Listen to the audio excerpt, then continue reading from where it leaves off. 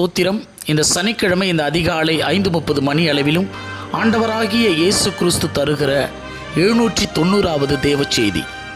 இந்த உலகத்திலே எவ்வளவோ நோய் நொடியில் உள்ளவர்கள் மருத்துவமனைகளிலும் மருத்துவரிடமும் ஆங்காங்கே அநேக கோயில் குளங்களுக்கும் சென்று தங்களுடைய நோய்கள், உடல் பலவீனங்கள் எல்லாம் சரியாகாதா என்று சொல்லி எங்கெங்கோ உட்கார்ந்து கொண்டு அலைந்து கொண்டு தெரிந்திருக்கிறோம்.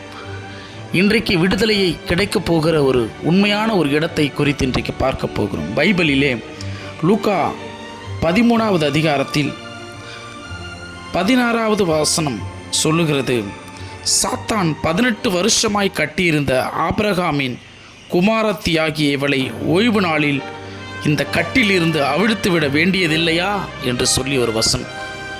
என்ன உண்மை சம்பவம் பார்த்தீங்கன்னா, 18 வருடமாய் நிமிர முடியாத ஒரு கூனியாக ஒரு பெண்மணி உலகத்தில் வாழ்ந்து கொண்டிருந்தாள்.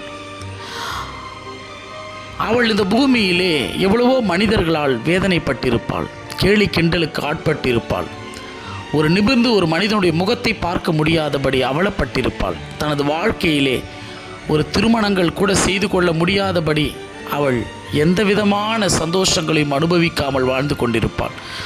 ஜனங்களால் இந்த பூமியிலே எவ்வளவோ விலக்கி வைக்கப்பட்டிருப்பாள். இவ்வளவு மனவேதனைக்குள்ளாக இருந்த ஒரு ஸ்திரீ அவள் எங்கே இருந்தாள் என்று வசனம் பார்க்கப்படும் பொழுது 11வது வசனம் பைபிளில் சொல்லுகிறது, 18 வருஷமாய் பலவீனப்படுத்தும் ஆவியை கொண்ட ஒரு ஸ்திரீ அங்கே இருந்தாள். எங்கே இருந்தாள்?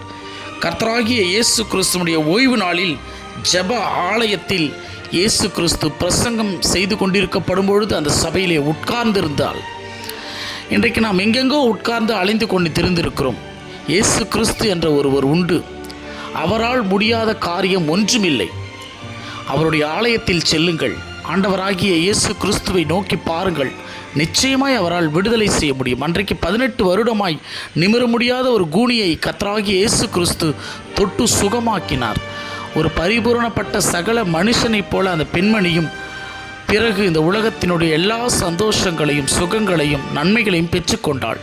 இன்றைக்கு நாம் இருக்கிறோம். இந்த ஓய்வு நாள் என்பது கர்த்தர் மனுஷனுக்காக இந்த பூமியிலே படைத்திருக்கிறார்.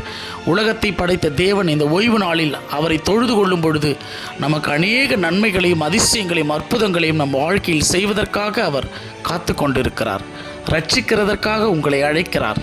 இயேசு கிறிஸ்துவை நோக்கி வாருங்கள், அற்புதத்தையும் அதிசயத்தையும் பெற்றுக்கொள்ளுங்கள். கர்த்தர் நம் அனைவரையும் ஆசீர்வதிப்பாராக. அடுத்த தெய்வ செய்திகளோடு நான் உங்கள் சகரியா சதீஷ்குமார்.